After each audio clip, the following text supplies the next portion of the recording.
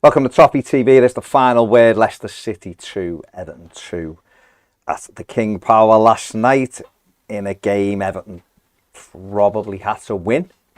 It remains to be seen whether or not a draw is a good result over the next few weeks. We'll know that, joined by John and Mike in the studios. Mike, how are you feeling after last night? Felt like 2 points dropped for me. So I think I was saying off camera, I think in isolation, the game and the result and the performance was good, was decent. You know, if you had more games to go, you'd be optimistic, it'd be something to build from a performance perspective. But running out of games, as quickly as we run out of games, it feels like 2 points dropped because they were a poor side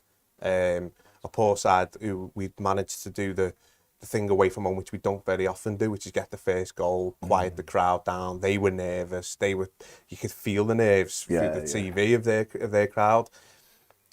And so from that perspective, it felt like, you know, we could have built and been in control of that game. Like I say, if you're, you know, we've got 15 games to go, you go, good point. A rival hasn't pulled away from us. Great, let's go again. But when you're looking at the 4 fixtures that are left, it feels like 2 points drop for me, and you know, I've said it. I felt like that was a must win, and I know we've been saying that for weeks, but for me that was the final one where we had to win that to be able to get ourselves above 2 teams in the league. I know teams around us have got difficult fixtures and so on and so forth, but so have we, and we've proven at the minute we're a team that can't win games. And if you're not winning games, how would you claw up the points to get above those teams? Even if they're not winning, but we're not. So from that perspective, it really feels like 2 points drop. But from a performance perspective, and I can see why people were a little bit buoyed, and there was a few positives, like James Garner was excellent, and different things to pull from it. But fundamentally, we need points, and so for me, felt 2 points dropped. John, you were there. What was the fans far as you could tell? Fans were unbelievable. Fans were tremendous. The fans generally are, aren't they? The away fans, are always generally on it. Right. What was like the overriding feeling, do you think, in the ground at the end? Was it a missed opportunity, or was it a decent absolutely point? A missed opportunity, yeah. Yeah. I mean, you go home and away, and we've talked about it, mixtures of online and offline today, about selection decisions and stuff like that, and we can't score goals and so on. But we've got, in our last 5 away games, 3 2-2 draws. And each of those, we've committed suicide defensively, you know, to concede. So yeah, absolutely, you know, and the delusional bit of you've won 6 in 30 odd, so go out and win 2 in 4 is just that, isn't it? Delusional. Statistically, it's just not going to happen, right? Now, we are fortunate, perhaps unreasonably fortunate, because all the stats say we don't deserve to stay up, right? We're perhaps fortunate that some of those teams around us both have difficult games and are perhaps borderline worse than we are, right? Therefore, maybe 1 win will be enough. But if that 1 win's going to come, it's going to be on the last day, isn't it? You'd think so. You know, and we've lost the other 3, then that's pointless anyway. No pun intended, because I don't think 3's enough. A draw and a victory in the last 4 might just be, and you're into that, might. So might rhymes with Mike, and Mike's just said that, you know, if you're not getting above those teams who you think have got challenging times, you give them a little less hope if you are above them. You give us a little bit more hope if we are above them. And that's why it's, you know, I'm frankly, to some degree, pissed off with managers who 1 game at a time, you know, the manager being flippant around must wins and so on. Some people thrive on pressure if we must win, you know. Others flake on it. You know, we've got players of both characters in our team, you know, and the one who flakes is the one who keeps making the mistakes, for crying out loud, you know. So, yeah, it was definitely, when you sit back and look at how we played, particularly in the first half, and some of the chances we had, some of the saves their keeper made, and I think I sent a message to my mates on a WhatsApp at half time and said, how's this game not 2-2, 3-1, 4-1? But we're still in it. You know, and of course, the manager, I think, and I said before off camera there, I think he'd give up way before the end that a draw will do. And didn't do at all. They were there to be taken. You know, bringing pace on like a Damari Gray or what have you, someone who's out on his feet like a Wobie. James Garner. Yeah, exactly. You said James Garner had a good performance. I think he tired dramatically in the second half. Mixture of emotion, I guess, and physical tiredness. And the manager just stood on the touchline, which perhaps you saw on telly, but perhaps you didn't. Just going, come on, lads, come on. And you're thinking, you're not even warming anyone up. You know, Ellis warmed up for a fair amount, but again, you could have brought a big strapping lad on. Their defence is because they're where they are because of the defence, aren't they? They've got creative talent. They can score goals. Yeah. They've scored perhaps twice as many goals as us or something, but they've conceded more as well. And simple game plan: put Mr. Vardy on the oil tanker, you know, and you know. And get Mathew on the ball. The way you look at it, I mean, they started off. It was obvious. Oh, sorry, I should say again. Walking up pre-game, their fans were as worried, if not more worried, than we were.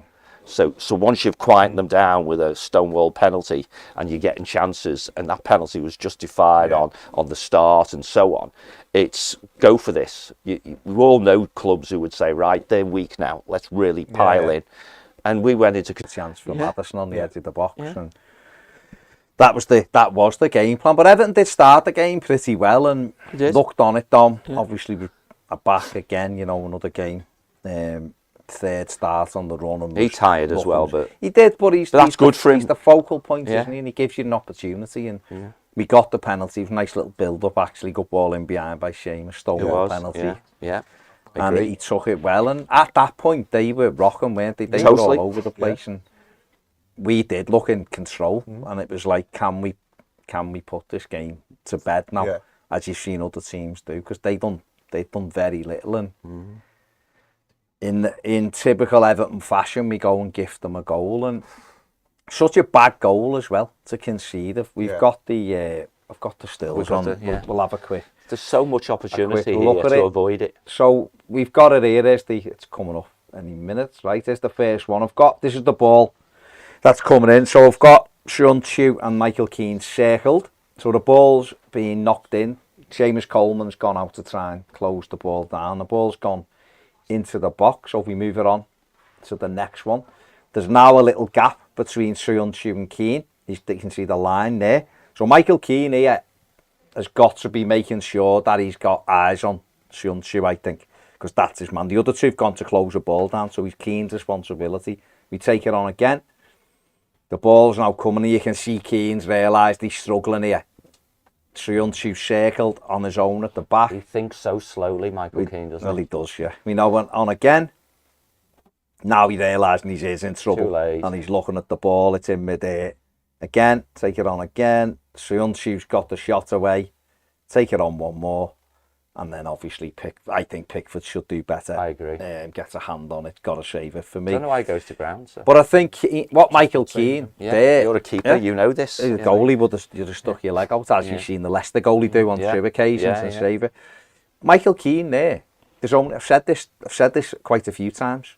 Just mark the danger. Doesn't sense it. But mark the danger. He can see Shunchu. Why is he going that way? As if like he's going to disappear. I'm just watching the ball over here. This fella won't become active. It's like a magpie, isn't it? And then when the ball goes there, his legs are this way. And oh God, I'm in trouble. And yet when you see the stills, if he just takes one step to the right, closer to him, he gets a block in that before Shunchu gets there. You know the answers to that question. No, but the manager's picking him. But Keane does nothing defensively unless it's in front of him. But you said off camera. So that means he has no awareness. He doesn't know, you know. He just sees what's in front of him. That's all he does. This is the thing with it. No, just say it sort of echoes it, really. It's nothing new, is it? No. We've seen it for 5 years. We've seen it, yeah. We know it, we've seen it, and it's a case of just saying the same thing and the same thing. Yeah. It's that performance. We've seen it more often than we've seen positive performance out of the guy, and we'll continue to see it, which is why the majority of the fan base are absolutely baffled as to how or why or what the manager's seeing to keep him in. The metrics all suggest it doesn't make sense.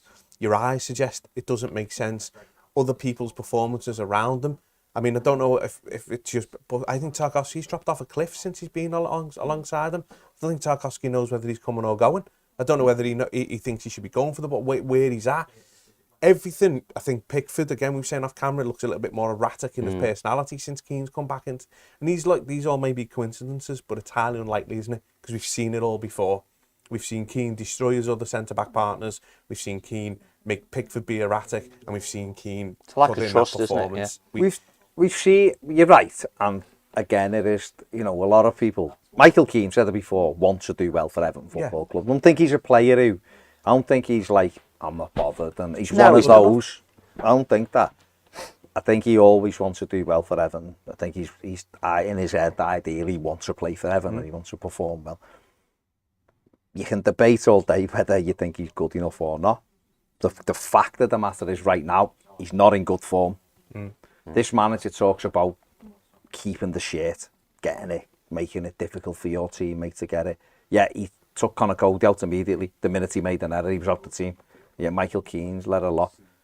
This is, defensively, this is the thing that's puzzled me about Sean Dyche. Yeah. When he come in, I thought we'd be dead tight. And that might be,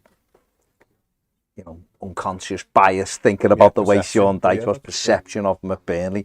Average goals against, this is from Opta. Average expected goals against in 20 Premier League games under Frank Lampard this season was 1.7. Average expected goals against in the 14 Premier League games so far under Sean Dyche, 1.9. So we've got worse defensively. Under a manager. I thought we'd get tighter on, and I'm not, again, they're from Opta, those stats. You got to balance that to expected goals scored. No, but what I was going to say, well, the two things is we're in the bottom 2 defensive metrics since that's right. Yeah, absolutely. We've gone up into the top 10 for expected goals scored. So he has increased the attacking side. Excellent. Counterintuitive, isn't it? We can't defend, which is, I'm saying, to me, that's mad. But I think one of the reasons is because of his loyalty to Michael Keane. Michael Keane come in, his first game, we conceded 4 for the first time this season, which was against Arsenal. He's had I think we've had 2 clean sheets since he's been in the side. One was Brentford, one was Palace the other week. In general, we're letting goals in. Cup, 2 goals at Forest, a few days after the 4 at Arsenal, 2 goals at Chelsea, 3 against Fulham, 4 against Newcastle, 2 last night. And so many of Brighton and City mistakes. Are mistakes, and that's it. And this isn't, listen, if he thinks Michael Keane's playing well, then take Tarkowski out, because one of them ain't doing the job. Right? It's just that I just don't think Michael Keane's performing very well at the moment. I think the manager's messed with the defence unnecessarily. Seamus got injured. Hamstring. It should have been Nathan Patterson straight in there. He didn't. He put Ben Godfrey there, and then he put Mason Holgate, who hasn't had a sniff. Is all of a sudden in from nowhere and in the team, and then gets sent off on his back, and obviously he's back out. So I just think he's messed with something I personally didn't expect him to do. No, I totally agree. Obviously, I was an advocate for getting Dyche in the situation where Everton were at. I'd like Everton to be in a position where we don't need a Dyche type manager, but where we were at, I thought he was a good appointment and the right appointment to build from in terms of taking us into the new stadium, keeping us in the Premier League. But I didn't expect. I must admit, I never expected to see Michael Keane win an Everton top again. I really didn't. We've seen. Well, he was out in January, wasn't he? We've seen his performance all of last season, and it was a big part of the reason why we were in this position again last season. So we rectified that in the summer. We brought Conor Cody in, and we also got Mina there as well, and brought Tarkowski in. So you're looking at it and going, he's been moved down the pecking order. You're expecting Godfrey to be one of the 4 as well, as from a youth perspective. So you're thinking, right, that's him done now. That's Keane done. Obviously, he was done under Lampard. And then for him to come out, I really didn't expect it. I understand the lazy link of, well, he was had him at Burnley. But it's not real, though, is it? No, and I didn't expect that in terms of, I really didn't. So for him to do it, bring him in, try it, okay. But he's still persistent with it. It's every week, and it's obvious, though, to everyone, isn't it? I mean, it's not an opinion. It's obvious, it's fact. He's underperforming. He's costing the team goals. And when you go back to the Lampard metrics, the only reason we have any chance of staying in this Premier League is because we were good defensively. It's the only because it's not because we scored goals. We haven't scored them. No. So the only reason was if you're going to make us not defensively solid, we're gone. We need to be able to be defensively solid. I think, you know what, I think you make a really good point there. It's like, all right, if he thought kind of Connor Cody was underperforming, and therefore he wanted to make a decision where he wanted to change that up because he thought I'm not happy with this, and he tried Michael Keane, fine. But it's not as if Michael Keane's playing that well now, you can't try someone else. So Cody got 2 games, gave a couple of goals away. Well, he got 4 games, then he won a couple of them. And then he decided he wanted to change him, and then Michael Keane come in. Then, by that metric, he really should have changed Michael Keane a few weeks ago and then tried a Yerry Mina or a Ben Godfrey, or give Cody a go again, or Holgate, or whatever. But to just leave him in, despite the fact we're letting goals in, goal after goal, then that is an area where we are going to shoot ourselves in the foot, because we're not big scorers. I mean, John just said there, 6 goals in 5 away games. That's a lot for Everton. Yeah. But there is 2 games when we didn't score a goal in and we wasted chances in them. But that's a lot for us because we don't score goals. But yet we've also conceded in that time, 8, haven't we? You know, so you're looking at that and going, well, the home goal, everything's still going. Yeah. You know, in the last 2 home games, we've let 7 goals in, Man City to come. So, you know, where's this come from? It isn't the fact that you've had a defensive structure with certain defenders in, and in general, you know, because Cody, they had the clean sheet against Arsenal, they had the clean sheet against Leeds, and then all of us, you know, so... Yeah. But you take those away games, those 5 away games, right, where we, as you say, 3-2-2s, a 2-0 defeat and a 0-0. Different way of saying that is that in the 5 games you've scored 6 goals, conceded 2, and only got 4 points. Right? Because the manager is cautious, and the things that cost us the points are unforced errors by the players that he's persisting with. And so, remember, I keep saying it now, don't I? If he could walk the talk, you know, that if you like, the behavioural and the management sort of spin that he talks about in his press conferences before he came under pressure and then starts being flippant, then he wouldn't be playing Michael Keane. Because his stat men would be saying, look what's happening. His eyes would be saying, look what's happening. And even some of the historical things you can do, whether it's real war or war on football pitches, do you want a good central defender or a lucky one, right? Because he's neither of those at the moment, Michael Keane. He's not a good one, and he's bloody unlucky as well, because every mistake he makes results in a goal. Same with the Iwobi in midfield. If he makes a mistake, it's a turnover, it's transition. The manager can't be saying, oh, we're not very good in transition. Do something about it. Yeah, exactly. You know, I can't criticise players for trying to play. Yes, you bloody can, right? And I don't know if you're going to come up to Iwobi, but in-game decision-making by players is key, isn't it? Yeah, absolutely. But also, in-game decision-making by the manager is key. And he stood on the touchline again last night and didn't make any in-game decisions. And like I say, well, I stress the fact that if you've got 15 games to go, or if you're mid-table or whatnot, you know, taking a point away, not making any change, not a problem. Me personally, I would prefer a manager to be proactive, but I can understand it, no problem. You've got a job to keep, and you're trying to build something, and you're trying to get partnership and all that. That's fine. We're not in that situation. We have 5 winning games points to go, and you need to pick your best 11 every week. It doesn't matter if you put Yerry Mina in this week and he's out for the next one. It doesn't matter. Playing while he's fit. See, I think you're right, because I said this about Palace. In isolation, that was a good point to Palace. They won again at Dublin. They beat West Ham again at the weekend. They're doing well. We went there, kept them to them. They done nothing. Okay, whether they were on the beach or not, they done nothing. Everton got a 0-0. It was. I felt that day it was there to be won, and we didn't take it on. But you'd go in isolation in October, November. That's a great point. That's a great point. That last night, the performance. They, saying all this, but their goalie was man of the match last night. You'd go, played really well. Their goalie's kept them in it. We've got a point. We move on. The frustration comes from the winnable games window is getting smaller and smaller and smaller, and people can't sit here and go, lads, we got a draw and we could have lost the game. So it's a good point, and I that's just one lens. Goes, that's one lens, but there are multiple lenses. Look at the big picture of like other teams brave. Their bravery has got them safe. Crystal Palace bravery got them safe. Bournemouth conceded an 89th minute equaliser at Tottenham and didn't go, point would be a great result here, lads. They went, fucking go and win it. And they just went again and won it. Yeah. Because you do. And okay, sometimes it backfires, but if Everton would have conceded late on and got beat 3-2 last night, okay, we'd have all gone, Leicester have got an extra 3 points there, and we had a point a minute ago. But if Everton would have won, imagine what that's done. He put a league table up when Calvert-Lewin scored the penalty. Everton was 16th. Yeah. Well, that's where we And you were going, oh my God, that looks lovely, doesn't it? Sounds good. But it lasted for about 10 minutes before we conceded. My point is, Baz, as well. So the Palace game and this game were both there to be a hadder, weren't they?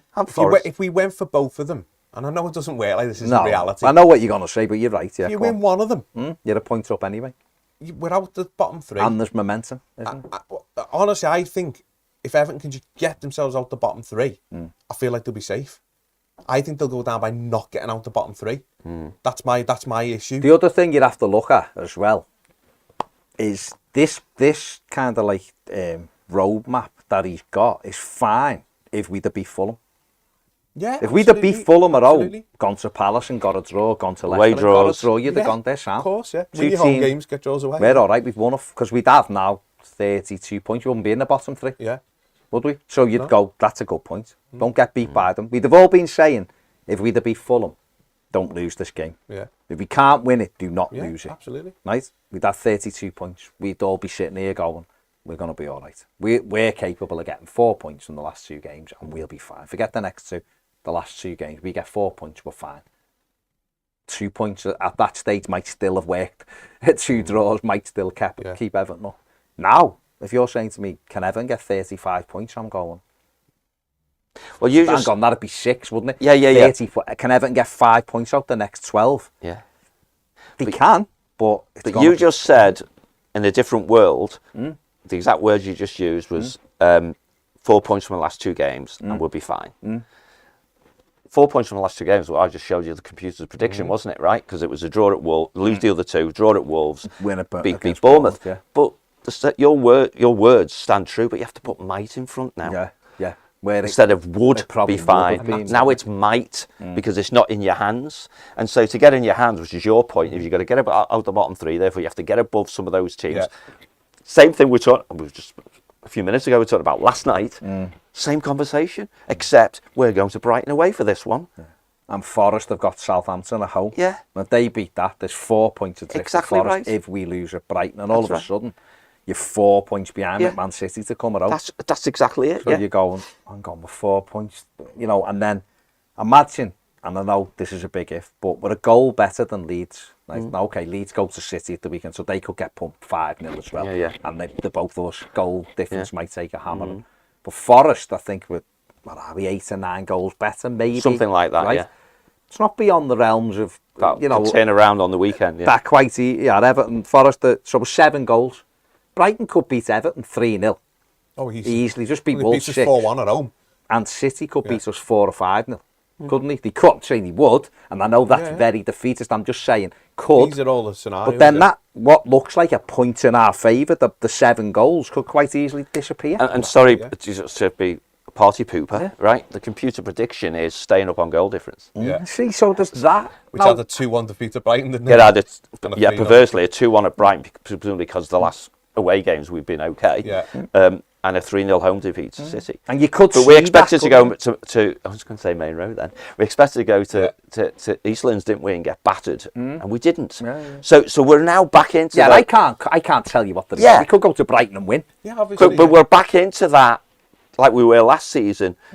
Going back to Mashiri's unexpected defeats, or expected defeats rather. We're now looking at unexpected defeats, aren't we? Unexpected wins. Yes. Therefore, we expect to get beat there. We didn't. But when you're looking at it, all you can base it on is your current stats, isn't it? Your current performance, what you're looking at, and what you can, what you've done previously. That's all you can base it on. Football, we know you can turn up on a day and anything can happen. Yeah. But right now we're in the bottom 3. We're second bottom of the league. We've got 2 away games. Everything tells you we don't win away games. We won 1 all season. It was against the bottom of the league. True. Did we win 2 away games last season? We won 2 last year. So 3 away games we've won in 2 years. 2 seasons. But apparently we're going to win 1 now, right? So, But And we're we capable of getting 2 draws. and I'm not saying we couldn't, right? But It's unlikely, but we stats could. would suggest we're not going to win them. Okay, Yeah. so we might get a couple of points. Say, best case scenario, you get a couple of points out of those games. No, best case is winning both. No, best case based on the stats in terms Opinion, of what's you mean? happening. Right. In terms of Right. like, we at the moment we look like we can Yeah. pick up points on the road, but we Yeah, don't yeah, win yeah, games yeah. because the manager's mentality as well. City at home, obviously, nothing. City anyway. You're not getting nothing, and then Bournemouth at home. We're all going, but oh yeah, we'll beat Bournemouth. We can't beat anyone. We've won 6 games. Last all time he season. played Bournemouth, last game of the season at Goodison, he beat us 3-1. Yeah, And we had and Carlo he'd been Ancelotti. relegated, We hadn't had he? Carlo Ancelotti as the Yeah. manager. So there's no guarantees It's there. all about in here, right? And But I personally think we will beat them last night because they're on the beach. But the persistent things that are happening around unforced errors, if you're the opposition, right, and you go, oh, Michael Keane's playing centre back. What's the Brighton manager going to say when he sees the team and he goes, oh, Michael Keane's playing centre back? We're a good passing move team. You know, we've turned this guy, no problem. They've got to come and get something, right? And then we'll have Sean Dyche presumably going, no, I've done me sums, and we get a draw today, that's fine. I mean, I had mates of mine advocating for the game last night, just bloody drop anchor and try and get a draw and hope you get a goal, sort of thing. So he would be in heaven, wouldn't he, when we got the penalty? Yeah. Oh, we've got a goal now, let's just hold it. And we held a bloody 1-0 win for 90 minutes, didn't we? Yeah. Sort of thing. But unforced errors, we're going to produce them. But this is why with these team players playing, we're going to produce But this them. is why we questioned them. And listen, it went 1-1 and you felt it in the pit of your stomach because they hadn't. If they work a great goal, you turn around and you go, it's a good goal, to be fair. It's a cheap goal. They go bum, bum, bum, and it's in the top Or a corner. Tielemans worldie. Tielemans volley out. Cheap goal whatever. it was. Yeah. And then, lo and behold, we go and give them another cheap goal, and we've got that as well. Let's have a little look at that. So It was never a pen, was it? We have. Well, no, they'll do that in a minute. But we've got first and foremost, we've got a Wobie travelling with the ball. Now I've got Dwight McNeil out where Dwight McNeil's running, which is right. He's running into that space on the right wing. The line, the curved line, is where a Wobie should just put the ball. And if he plays the ball there and then carries on with his run, then a Wobie advances into where you are, where he should be, and Dwight McNeil's got to run in behind. So we take it on. He doesn't do that. He comes inside the next one, which he did all night, by the way. Well, that's what he does. So he comes inside. You can see McNeil's got into the space. No one's tracked him. So if Wobie had played that ball, he was potentially running into the penalty area. Wobie comes inside. We can see Garner and Michalenko. Sorry, just a distraction. If I remember that from last night properly, Dwight McNeil's about to throw his arms up as if to say... Well, he does, yeah. I didn't put that on, but he does throw his arms up in the air. We just take it on again. So he's looking for that pass. Now, I haven't put a line to his left, but James Garner is just inside our half with nobody near him. Exactly. And if Wobie just pops that after James Garner and then drops back, he then opens up the pitch. Look at the core right at the bottom of the pitch, the top right-hand pitch. There's a huge gap for a switch, right? Yeah. There's a switch. But James Garner can work the ball to Michalenko, Tarkovsky, or Adrisha Garner. There's a blue shirt arriving from the left. Right, so there is, and that is, it's Tielemans comes onto the screen. But Wobie, that's what he's looking at, right? Go on to the next one. Right, I've done it actually there. Right, so that's the pass where the line is. James Garner's there. So easy. The dotted lines, they've cut that area off now. You've got Tielemans and you've got James Maddison. He's trying to slide it with his left foot under hit between two Leicester players. A gap that's closing. Right, that's closing. Take it on one more for us.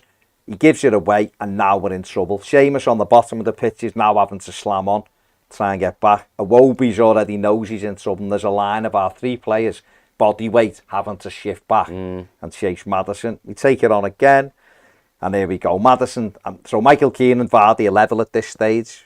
Maddison threads it through the middle. Everton are in big trouble. We take it on again.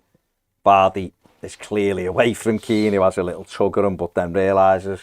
Vardy goes round Jordan Pickford, and it ends up in the back of Everton's Does net. what he's been doing for 10 years. and we're 2-1 down because of nothing, because of a poor decision by Iwobi, and he keeps doing this. And poor execution as well. Well, terrible execution. Yeah. Because when he comes inside, he should play it early. If you're going to do it early then, before they get set. Put a little bit behind. We're talking about this with kids football before, under hitting passes. Yeah. He's got the opportunity, but if he just pops that off and then comes this way, Leicester, the midfield, and he always takes extra touches. Always. Always. We get caught in transition. And we've got caught. But that's because of decision making now. He's come inside. And people will go, oh, he's our best creator, he's our this, he's our that, he's our the other. That's a simple pass. He done it against Manchester United at home when we were in the ascendancy. Bang, took it off from goal. Yeah. Straight away, Anthony, goal. Or was it? No, he slipped, didn't he, with the Anthony one? It was the Ronaldo one. Yeah. He tried to do a turn, he took it off him. He gave one away the other way. It's the same things. And we've gone from being 1-0 up, cheap, give it the... I've never understood why, when you've got someone running into a big hole, why you don't just play it round the corner to them and carry on an offence. Why are you coming back inside where all the players... It's such a low tariff bloody pass, isn't it? It is. It's easy. It's an easy ball. It's just that round the corner and off you go. And McNeil's fuming. Yeah. McNeil is fuming because he's made a diagonal run, and he would have had he's ahead of the lad. He'd have had the ball running into their box. Gives it away, we're in trouble. And we're 2-1 down from nowhere. And then, okay, we produce a good move, and Dom has to make it 2-2. It clips the defender, doesn't it? It does, but he's still got to bury it. He puts it the only place where it's not going to be a goal. Everywhere else is a goal. And he was trying to hit it that way. And their keeper's already made a great save from McNeil's right foot, hasn't he? Because McNeil has got a right foot after all. There you go. Well, if, broken clock's right twice a day, John. And it was, and they break, and 3 seconds later, Jamie Vardy hits the crossbar because Michael Keane, once again, torn. We saw him.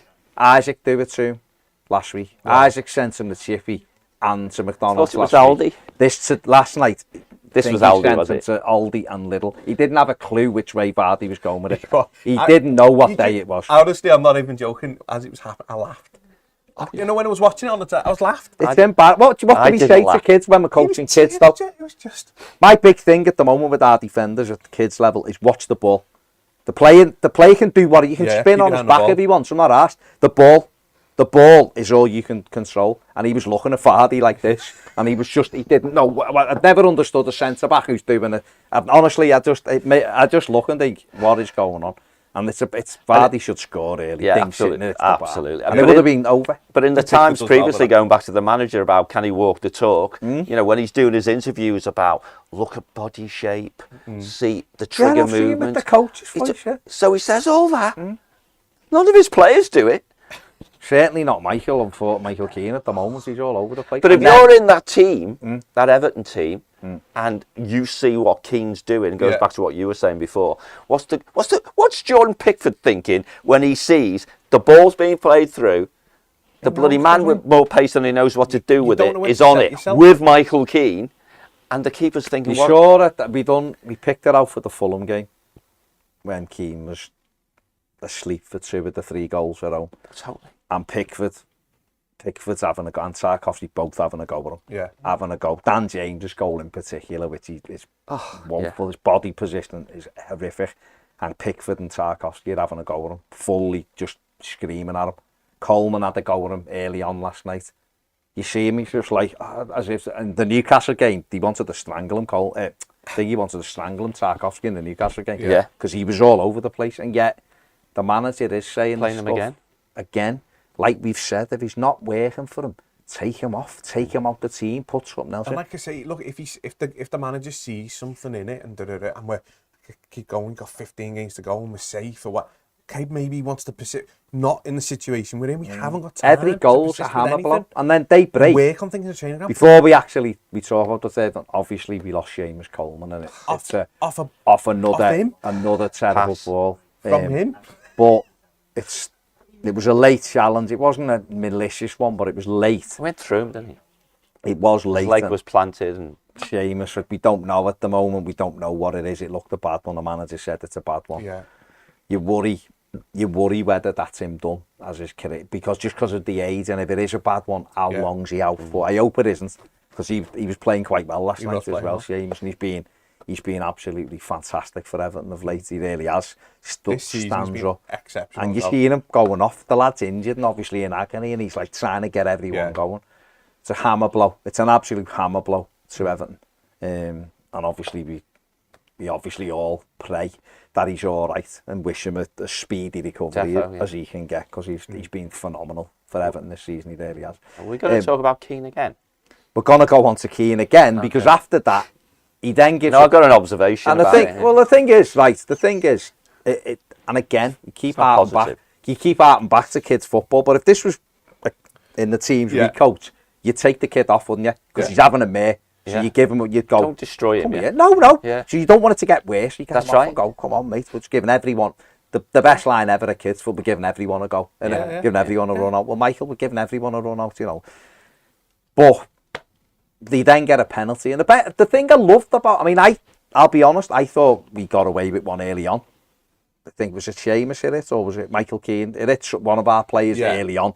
And I thought, well, that could have been a pen because the arm was out a bit and it stopped the direction of the ball. This one was just in case the referee was thinking, have I got it wrong? Don't. Michael Keane did this.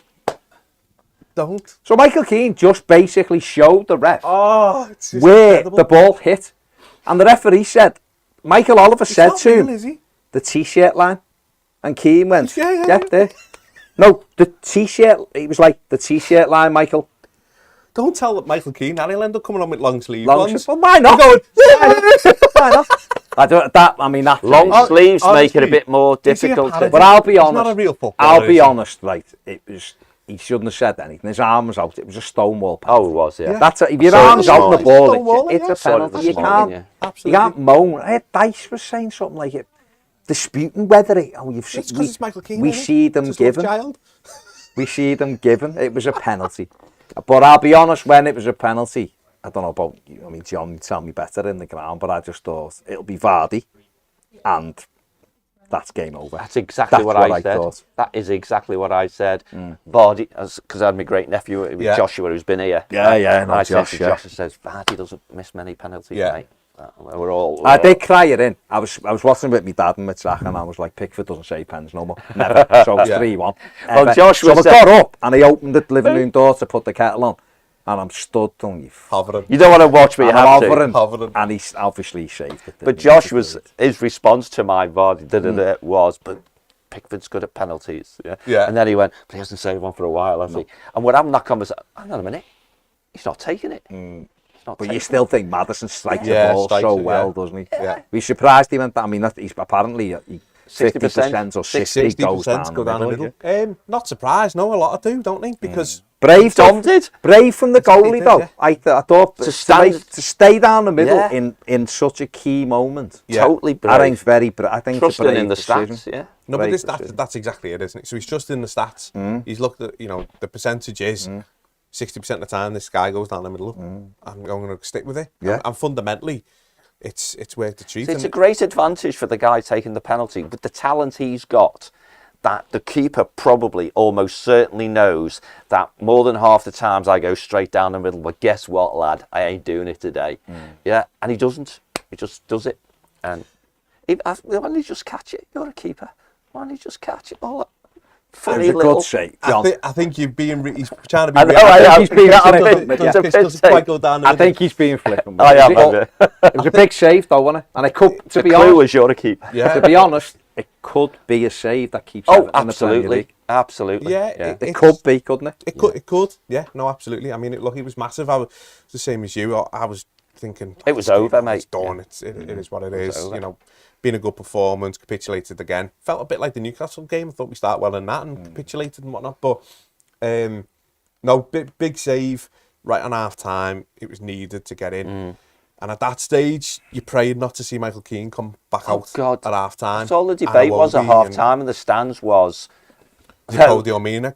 Yeah, that's all I was thinking. And of course, let's be honest, we all wanted Iwobi to go off as well. No, 100%. He had a shocker. He was a shocker. But player in the second half. This is football, isn't it? Yeah. And game of two halves and all. In the second half, he come up big, a ball in by Michalenko, flicked. Obviously, McNeil, flicked on, and he volleyed it brilliantly, placed it Half into the volley, wasn't corner, it? which is a bit mad because he's missed much easier ones Yeah. than them, but it steered it beyond. He's one of them players, isn't he? If he doesn't have time to think about it. Because their goalie had made a tremendous save early on from him, Yeah. which he deflection, which he Yeah. pushed over down that's at right, the yeah. other end. It was a brilliant save, and it was a good goal. And then when it went 2-2, I honestly fully believed we'd go on and win it. I fully believed we'd win it because you seen them just go. The Reds went, and I'll be honest, they had a little spell for about 10 minutes in the whole game. Yeah. Other than that, Everton bossed the game. No, they did. I thought personally, You could just see that. as in terms of looked like more energy of a levels of our team were just dropping, and as it was dropping, everyone on Twitter was just make subs. Like it wasn't even a case of slandering a particular individual or whatnot. It was from me, but not from everyone else. It was a case of There was a number of energy players who were levels running with off. It's energy, isn't it? Yeah. but for the first time for a while as well. That's probably as strong as our bench could look. Yeah. Yeah. As well, you know, you actually had options. You know, the Corey had faded completely. He got into that mindset. You know, when you're that tired and you can't make a decision, some of the balls he would play, I was like, he's going to kill us here. And you've got like for like replacement on Arnold, just bring them on. Attributes are all similar, just bring them on. 15 minutes. Damari Gray against his old club, away from home. That was the narrative, wasn't it? Bring them on. Great for Iwobi would have been. Well done, Alex. You know, you've got us back in this, just fresh legs. Yeah, that's all. you've redone your. Need you for the next one, you know, and all that. Well, you're only talking the last 20. The last 20, I was screaming at them to make changes because we were getting leggier and leggier. You could see Dom was isolated. I thought, Dom, we'll have a look at Dom's We didn't get round him enough throughout the game, to be honest. But Corey was anonymous in the game. Corey was awful. You know, when he has been good, Since he come back from his red, the 2 games been awful. Yeah. Before the red, he was good, wasn't he? He was integral. Last night he was poor. His decision making. trained, so. And you'd have to make those decisions, don't you? You'd have to. And I've seen someone had sent us a quote today saying, when Sean Dyche was at Burnley, that he doesn't like to make subs if he feels bloody like obvious he doesn't. side. On top. But We were tired, weren't we? I was going to say, there's again doing the case for you don't want to make subs when you're on top. You don't. No. 100%. But we were starting to lose that grip. They were making subs, and as they were bringing like Daka on and bringing more pace on. Yeah. And let's have it right, we were all still feeling Keane, still doing something stupid. Yeah. So you're like, this. We have to win games of football to stay in the Premier League. Does the manager not understand that? See, watching We've that, got to win games of football. Josh is 14, Yeah. right? And he's a good footballer.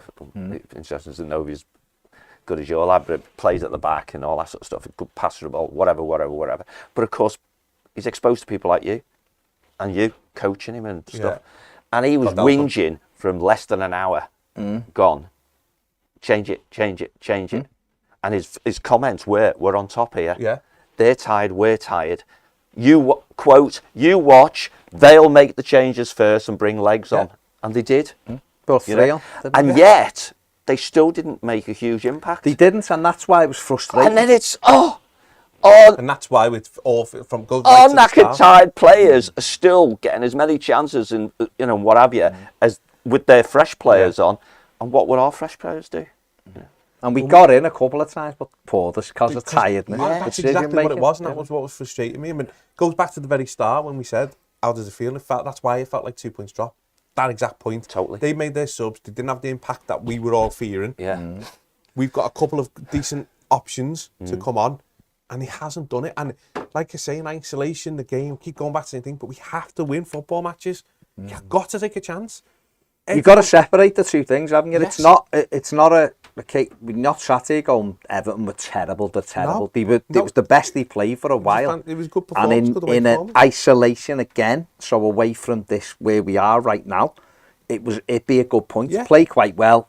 Frustrated we never won it because we had options, but it's a decent Stuff point to build on. But when the window gets so short, you often see teams winning games like 2 or 3, and it get Brentford last season, but they were going down. Next minute 3 or 4 wins on the run, the safe. We saw Burnley come back from the dead and almost stay up because Michael Jackson came in and almost kept them up when Dyche went, didn't he? They won. I think they won. Between like, 1 point and 3 at this stage is massive. especially when if Everton had like Southampton at home next week, and then I don't know, like Wolves away the week after, and then we had the other two, whatever, game teams again, where you go, we can get points against them. You'd go, we didn't lose against the rival, we've got these games coming up, but Brighton away and City at home, arguably, I don't know whether, bordering on two of the most difficult cities, obviously. Couldn't form two of the most difficult tough games, aren't they? When other teams could just get enough, other teams could get results that just kill us. You push on, right? Don't, this is my point, even if they don't get points, it doesn't still matter, be because lower, they're still above us, that's my point. Right, You push on in that game and win it, and 10% of your points in the whole season have come from one game. Oh, don't, John, that's scary, isn't it? That's terrifying, John. And that scary, sums it all up. 10% of your points that is from the whole my season God, have that's come in scary. one game. terrifying. Well, That's like Man City winning a game and getting about 8 points for it. Isn't it? we did almost scary, win it, in all fairness. Abdoulaye Doucouré had a tremendous shot. Again, the keeper's The good keeper's save. pulled out a great save in the 89th minute, which that would have gone in. Oh, that's a keeper who didn't have much experience in this league. There you go. You know, And then we had two opportunities in injury time. One from Dwight McNeil, and one, in fact, there was one with Dwight McNeil where Dominic Calvert-Lewin was on his own, and he shot. If he'd have just reversed it, Dom was in the middle of the goal. Can we just say as well, our corners and our free kicks have gone They were back to being dreadful. horrendous And Leicester were again. terrible at them. Horrendous. Leicester can't defend them. And we had 8, I McNeil think. bombing them out for throw-ins and everything. I was like, you know what? It's And then a Wobie's cross at the end. We had 4 men in a box, and he done that little dinky float thing, which the keeper just went, yeah, thanks. You know what you talk about corners, apart from the fact my missus has a real aversion to our throw-in taking, but anyway, which she's had for years, right? But corners, like, obviously dead balls are good for set moves and stuff. Yeah. I think it's something like, whatever it is, 3/4 of goals scored from corners are from in-swingers. right, that was it, yeah. Right? And we were so obviously, formulaically going, right, first one, Garner will take it, out-swinger. Next one, from the other side, Dwight McNeil, out-swinger. Then we'll swap them over, so you get 2 in-swingers. You think, what? That's like someone said, mixing it up's good. No, all in-swingers. Yeah, go with the stats. Don't go with percentages. out-swingers, in-swingers. Yeah. You know? And You do in-swingers is where Tarkovsky's been winning it on the far post. Yeah, but you can mix it up, but you're in swing. It should be in swingers, but it should be near post, far post. Yeah. It's what it Absolutely. should be. No, of course you mix it up. So you're bending it up and But also score. as well, if you Yeah. just deliver a good delivery, you don't really need to mix it up all the time. If you put a real good delivery, You're attacking.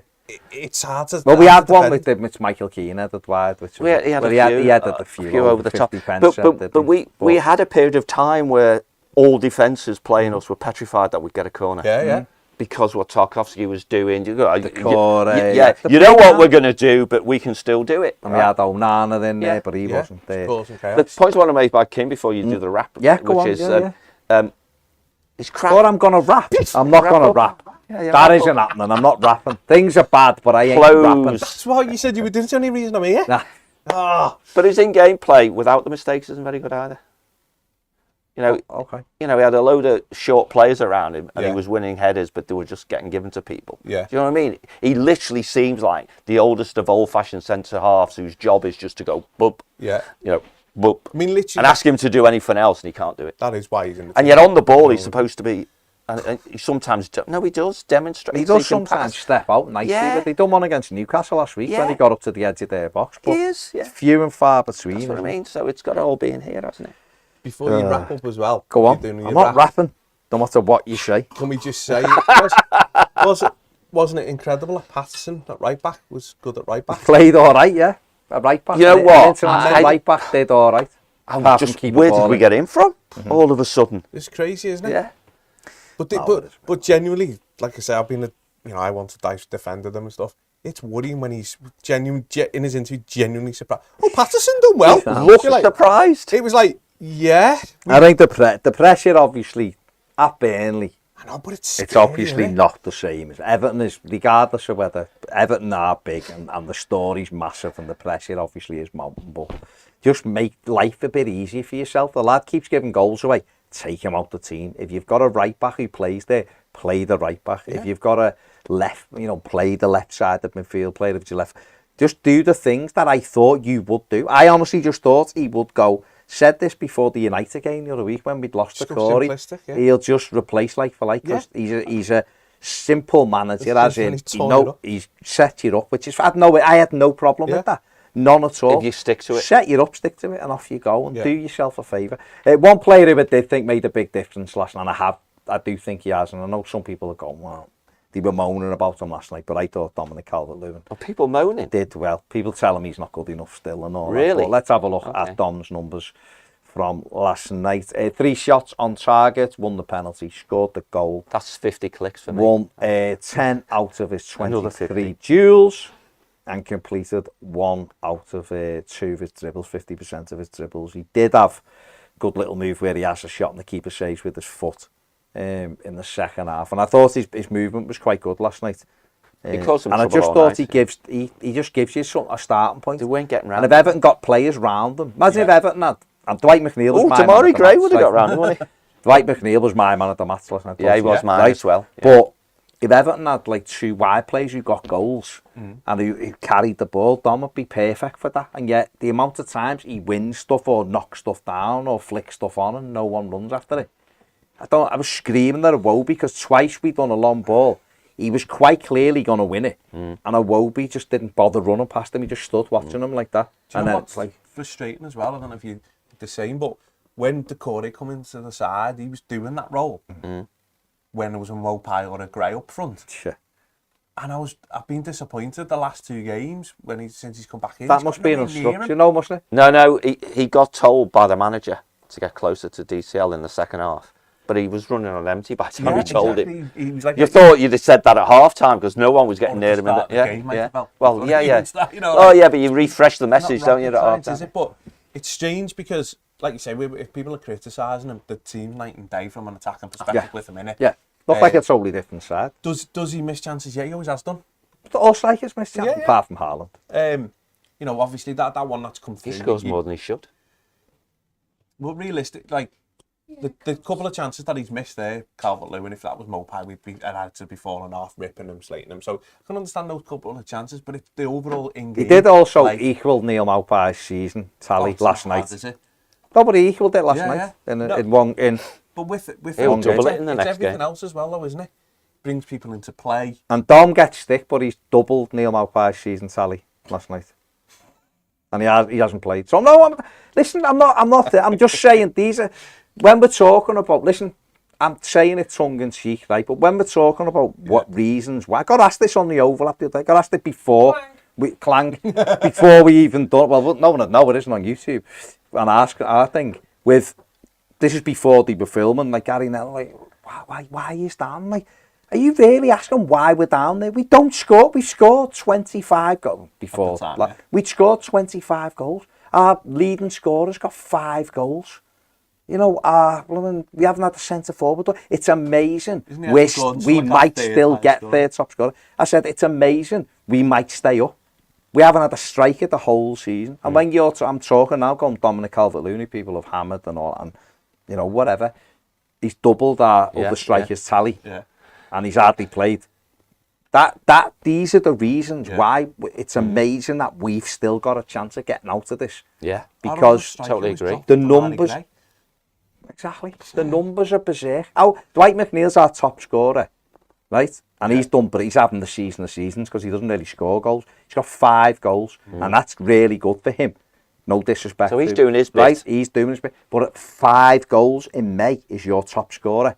Yeah, you're going down on it. Dom's now probably like the 4th top scorer or something. He's got 2 goals. You know what I mean? Something stupid like that. Or something, he'll probably be. Anthony Gordon had 3, didn't he? What's Iwobi on? 2. 2, yeah. Alex Iwobi. 2. And has played every game, every single game. Almost every minute of every game. Every minute of every game. In an attacking These are the reasons. And when you go, they don't score enough. People take it dead personally and go, you're having a go and stop ripping it, man. Anyone who watches this knows that I've always kind of defended Iwobi. But the numbers, you can't. If you want Everton to do well, you have to look at them. It's like saying we only concede 2 goals a game, so that then defenders must be good. It's like, wouldn't it be better if we just conceded 1 or none? That would be better. So if Alex Iwobi gets 2, wouldn't it be great if he got 8 or 9? Because a lot of other players in teams get 9, 10s, the ones in the final third. Don't they? Dominic Solanke's got about 7 or 8. I think he's awful. And I was just saying, I think he's awful. He is awful. Right? It's good in the Championship, Premier League, but he's got that. They're other wide plays. Newcastle come to Goodison last week. They're flying. I get it. But they had 3 players in double figures, the front 3. 2 of them were on the bench. Oh, sorry, 1 of them was on the bench, Isaac. You want to get to where you need to go. Yeah. Everton, under Marco Silva, had Richarlison in double figures. Dom.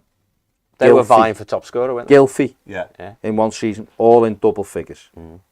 The next year we had like Sigurdsson on 8, James Rodriguez on 8, Richarlison on this on 15 or 13, Dom on 22.